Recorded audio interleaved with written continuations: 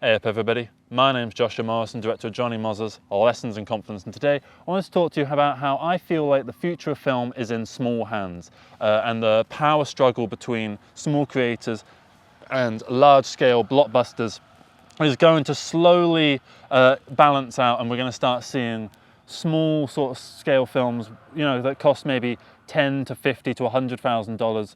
That's going to be the new norm, I think. In the next 30 years, I think that is going to become the normal thing that people watch. Particularly with the advent of streaming, I think that is the main death blow to the Hollywood system at large. Things like Netflix and stuff, sure, with the large-scale production companies are able to kind of work around things, and they're managing to use Netflix and Amazon Prime and various platforms like this to help keep themselves afloat for the moment. But the money just isn't quite there in Netflix in the way that it is in the cinema. And I feel like that's not necessarily a bad thing. It's a bad thing, obviously, for the all the people that work on these films and the people that whose careers rely on this Hollywood structure. And I'm using Hollywood as an overall sort of term for large-scale blockbusters, large-scale films, big sets, big crews and that kind of thing, multi-million-dollar or pound or yen or rupee projects are slowly going to go the way of the dodo, and we're going to start seeing a lot less $50 million pictures and a lot more $50,000 pictures. And I do think that streaming is the cause of this. If you look at, say, the advent of television in the 50s and 60s, that caused a huge shift away from large-scale epics from the 50s and the 40s, and it started to lead us a lot more towards smaller-scale films. Heaven's Gate, for instance, would probably be the final death blow to the traditional epic. You obviously had stuff after that, but it wasn't quite the same. It wasn't about the absolute hugeness, the insane scale of these films, and it became more about telling a grand story. So something like Once Upon a Time in America, for instance, whilst it's an incredibly large-scale film and it's a very long film, I feel like by that point we're starting to see a shift away from just scale in terms of production value and more scale in terms of the stories that are being told, because that's a very ambitious story. It's kind of like, I haven't seen The Irishman, but it feels like maybe The Irishman before The Irishman, and I shouldn't really say that because I've not seen The Irishman, but you kind of get the sense that large-scale films took a bit of a backseat for a while, and they managed to make a comeback.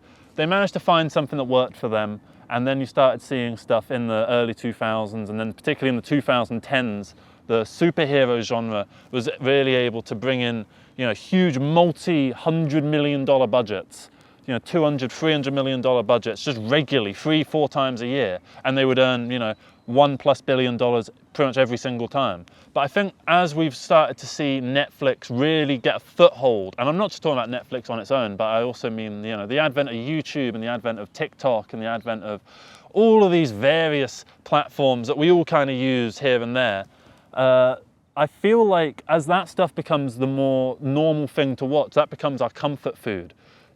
People, if they want to watch something that's just comforting and just like they can turn their brain off, they're not going to go to the cinema anymore. They're going to go for something that is a couple minutes long rather than something that's 120 minutes long.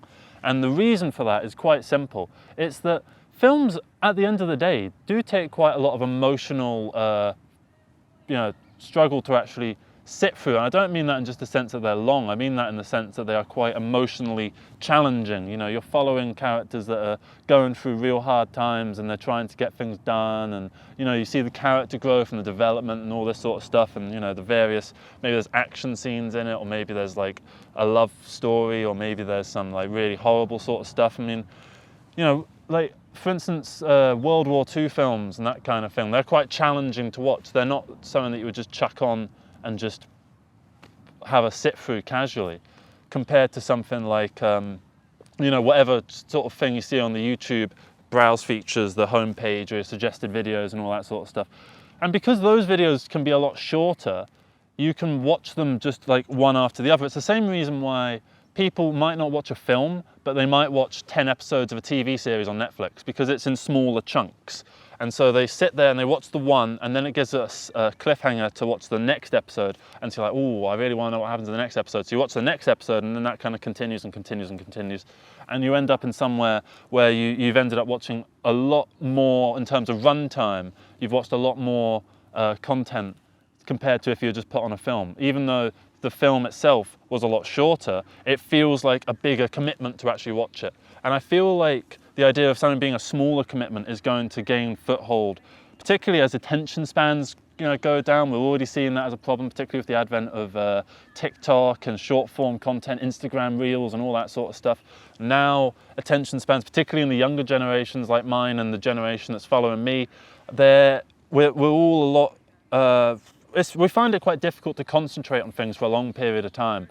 And I do think that is partially because of the internet, and probably also due to some other factors that I can't quite think of at the moment. But keeping it within the internet space, I think as production companies and as the Hollywood overall system at large start to adapt to this form of entertainment, we're going to start seeing a shift in what kind of films we get. We're going to start seeing smaller and more casual stories, and we're going to start seeing less grand scale epics. We're going to start seeing less extreme, possibly drama. We're going to see a lot less, 3-hour runtimes. We're going to start seeing more 80, 90-minute runtimes. We're going to start seeing less $100 million budgets. We're going to start seeing more $1 million budgets and $100,000 budgets and things like that. Particularly because the technology is getting better and better, allows small-time creators to make more professional-looking products. I mean, I'm not going to toot my own trumpet, but this feels like it's a fairly professional-looking shot, and it's not. My camera is sat on my coat. My camera is sat on my coat with the lens cap on one side so it's kind of a little bit more balanced, and then I'm going to go through and I'm going to increase the scale by like 105 and rotate it maybe 1 degree one way or the other so it's absolutely perfect.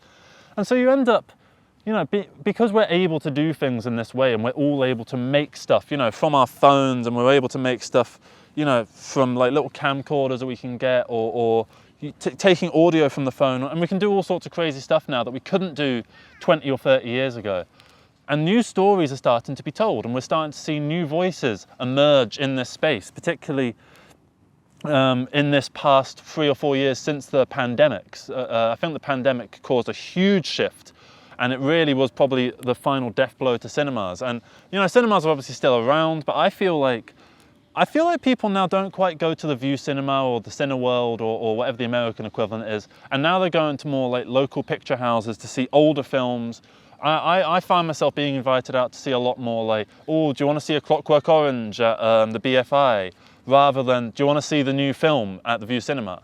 And I think that appreciation for the classics is going to come back around at some point, and we're going to start seeing some kind of homage to the past throughout the way that we actually create films and the way that we do things. We're going to start seeing smaller scale stories in the vein of the 70s, because I do feel like at the moment film is repeating its own history.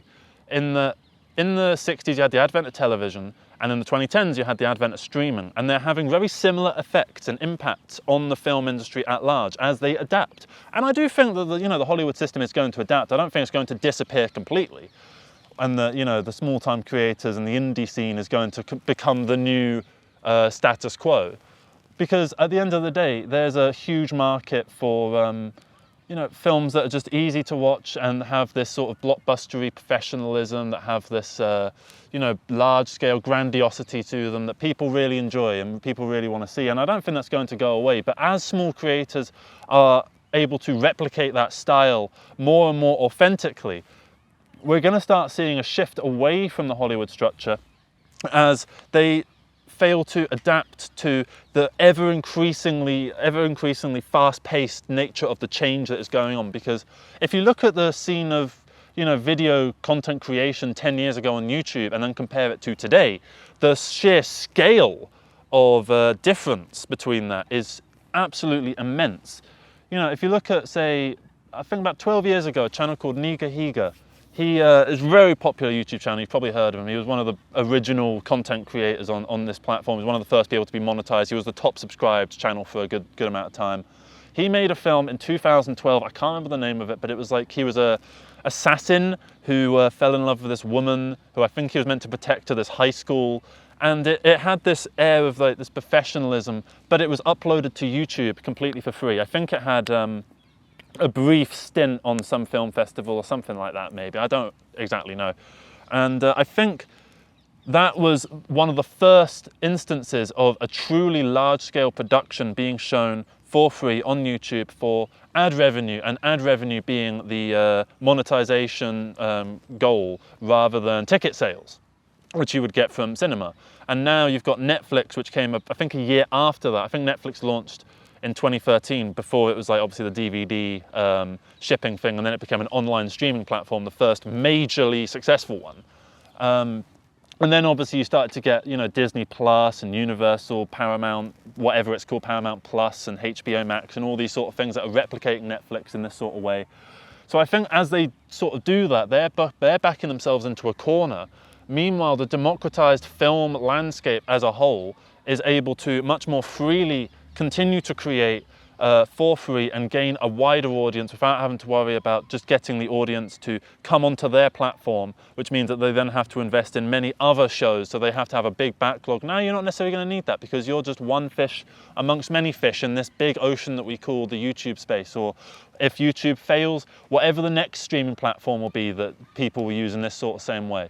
Maybe TikTok films will become some kind of big thing. We'll start seeing proper professional looking quality things coming out of TikTok with the vertical videos and stuff like that. There's already a couple vertical movies that have come out. I remember I think it was Spike Lee or Spike Jones or someone like that. It was Spike something. He made an advert for some company and it was all in vertical video, and it was really cool to watch because he really made use of it. I remember there being this one shot of like someone climbing out of a ravine, and that was the perfect shot to have in that aspect ratio. So every aspect ratio does have its use.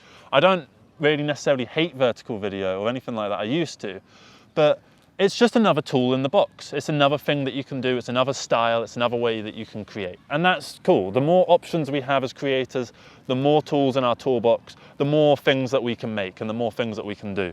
And that's just an amazingly beautiful little thing that we actually have going here, is this ability to just create freely and to express ourselves genuinely in a way that we weren't really able to do, say, 20 years ago. We couldn't do something like this, and like, you know, you had stuff like the Angry Video Game Nerd, which was probably one of the first, you know, proper series that was on the internet, and that launched in, I think, 2004. And I think since then that helped to prove that there is an audience for, you know, small-scale productions that feel authentic. And I think authenticity is going to become the new currency within film. We're going to start valuing authenticity within film more over the grandiosity and the sheer scale of a large production. And I think that's a good thing. I think that the future of film is fairly bright. However, I don't necessarily think that it's going to be great for the people that rely on the industry at the moment. So I'm all right because I do events, but if I was working like a VFX house or something, I would be shitting bricks right now. And I really feel for all the people that, you know, have invested their time into an industry like VFX, which is incredibly exploitative, like incredibly exploitative, with the amount of crunch time and the extreme hours and the lack of pay and that kind of thing.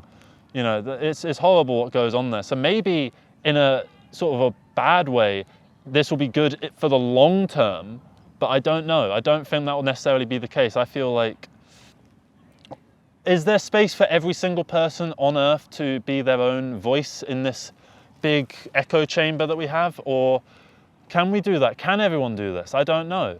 And I don't mean like physically, I mean, say if everyone could do this, would there be the capacity for everyone to sit down and watch all this stuff? Because the amount of films that come out is only increasing exponentially as more and more people are able to create, and the more that people are able to put aside, say, $3,000 or £3,000 to make a film, and that £3,000 goes so much further now than it did 10 years ago, and 10 years ago it went way further than it did 20 years ago, and so on and so forth and so forth. And so we're going to start seeing an awful lot of change coming. We really are going to see an awful lot of change. And I think the future of film is in small hands. It is going to be in small hands, particularly going forward with the advent of AI. I really think AI is going to be a big game changer, particularly allowing a small-scale production company with maybe 3 or 4 people working for it. They'd be able to create something that looks like it's got a budget of $30 million in 20 years. And so what a $30 million budget film, hello, how you doing? Ah, you are dog of the day. You are. You've interrupted my flow though. So what was I saying? You've got yeah, the future of film is in small hands, and you know, what a $30 million budget film means now is going to mean something completely different in 20 years, because you know, because now a lot of the cost of these $200 million pictures goes towards the extreme scale VFX. Everything is so VFX heavy and so CGI heavy, and this isn't a video complaining about that in any way. It's more just saying that as the future goes on and we're able to access technologies that allow us to do these things simpler, in a more simple way, we're going to start seeing smaller scale projects that are able to replicate what at the moment seems like an incredibly expensive process. And I think that's beautiful. I think that's a really good thing for the nature of human expression. And perhaps with the advent of AI, we're going to start seeing a competition between AI voices and human voices. I kind of hope we don't, but who knows what's going to happen. I'm not a fucking, ooh, I see into the future. But I'm just giving my thoughts on what I see going forwards, because I do think there is some big, almost revolution scale change on the horizon. I really, really think that. Particularly by the end of the decade, we will start to have a good idea of what that means. And yeah, I think that's basically everything I've kind of got to say. Thank you so much for watching this video. Leave your thoughts in the comments below about how you feel the future of this industry is going to go. Do you think that we're going to start seeing small voices getting promoted, or do you think that the Hollywood system is going to somehow manage to crush the small voice in order to stay afloat for survival needs? I don't know. I don't know what's going to happen in the future. I can only hope for good things. And at the moment, it seems like good things are not necessarily going to happen, but I feel optimistic. I feel fairly optimistic. So yeah, that's going to be all from me. Love you all. Gee. Fuck's sake. I managed to go the whole video without that happening. Oh, thank you very much for watching. Have a good day. Take care, everybody. Bye-bye.